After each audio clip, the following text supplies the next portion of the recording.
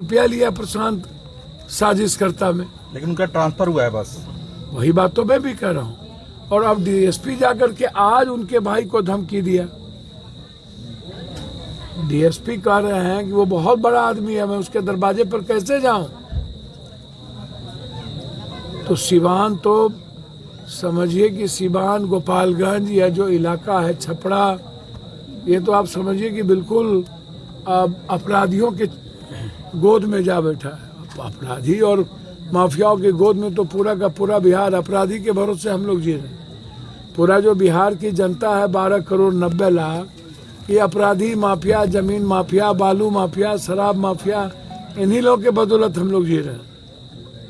और हम लोग की इच्छा शक्ति खत्म हो गई कि अपराधियों के खिलाफ हम लोग बोल पाए, आवाज उठा पाए, संघर्ष कर पाए।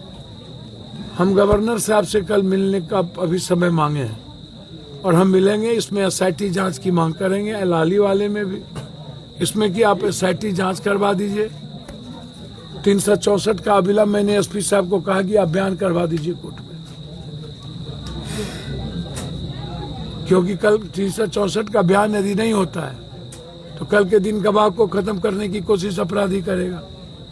तो तत्काल पार्टी की तरफ से, हमारे कांग्रेस पार्टी की तरफ से हम लोगों ने अभी 25,000 रुपया उनको मदद की है।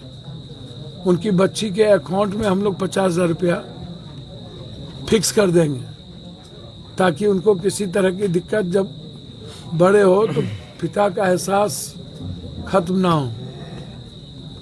लेकिन न्याय के लिए हम लोग दोनों मर्डर, लगातार जो मर्डर हो रही है, इसके लिए हमारे पूरी टीम, पूरी कांग्रेस नेतृत्व हम लोग सड़क पर रहेंगे।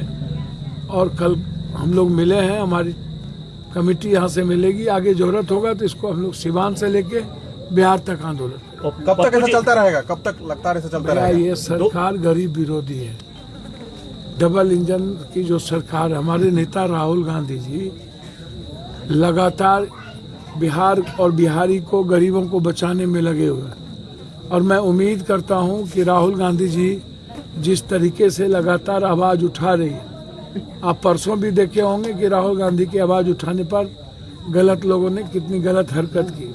तो राहुल गांधी जी डरने वाले नहीं हैं। वो बिहार को सेव करने के लिए, इस देश के डेमोक्रेसी, संविधान और लोकतांत्रिक मूल्यों को सेव करने के लिए लगातार सड़क पर है। और बिहार के अधिकार और उस पर जो आज अपराधियों का लगातार नंगा तांडव है, यह सवाल लगातार, चाहे बेटियों के बलात्कार का सवाल हो, हमारे प्रदेश अध्यक्ष भी और हमारे एलओपी भी कई बार ट्वीट कर चुके हैं यहाँ की घटनाओं को लेकर। इसलिए मैं इतना तो जरूर कहूँगा कि यह सरकार बिल्कुल गरीब विरोधी है, दलित विरोधी है, यह सरकार मानव विरोधी है। इसलिए इस सरकार को जाना तय है और इस सरकार को हम लोग मिलकर खत्म। तेजस्वी यादव, लाली यादव परिवार से मिले वहाँ और यहाँ तक नहीं पहुँचा रहा? नहीं भैया, भाई कहीं तो पहुँचे ना। हम लोग वहाँ पहुँचे, हम लोग यहाँ पहुँचे, हम हमारे अध्यक्ष कमेटी में पहुँचे, हमारे नेता लोग, पूरा का पूरा सभी लोग, मुखिया संघ के अध्यक्ष विश्वनाथ जी और पीछे सारे लीडर हमारे कर रहे हैं ना।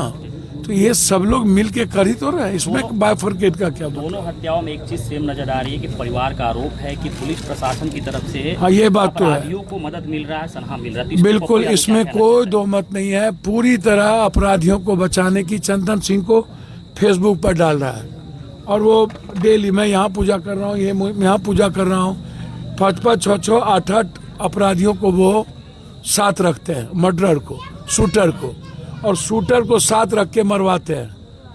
और हर दिन 2 पोस्ट डालते हैं। क्या हमारे प्रशासन को दिख नहीं रहा है कि चंदन सिंह कहाँ है? क्या वो आका है? क्या वो भगवान है? क्या वो सुभाष चंद्र बोस है? क्या वो कहीं भी आकाश पाताल में हो गिरफ्तारी नहीं होगी?